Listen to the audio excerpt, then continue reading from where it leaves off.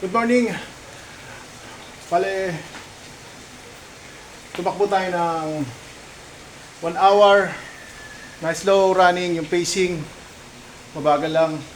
So, nagsisimula na tayo mag-training sa 42 kilometers run para sa March.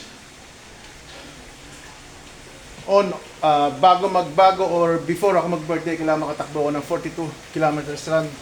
Yun yung matagal ko ng pangarap kasi nakatapos na ako ng 32. Natigil ako. Dapat nung March pa ako tatakbo, kaya na injury nga ako sa tuhod.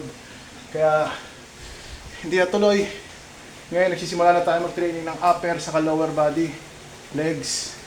Although meron tayong injury, pero hindi naman ako nagmamadali. Pero nagsisimula na tayo mag-training. So naka 1 hour, natakbo tayo. Dito lang tayo sa loob ng bahay tumakbo. Yan ang training ground. Tapos dito sa bahay, dyan 1 hour na dandahan kasi umuulan eh. So tuloy-tuloy na natin itong pagtitraining. Kaya pag-pray nyo ako na sana kayanin natin yon 42 kilometers run. Although meron tayong injury, kaya natin to. So maraming salamat po. Woo!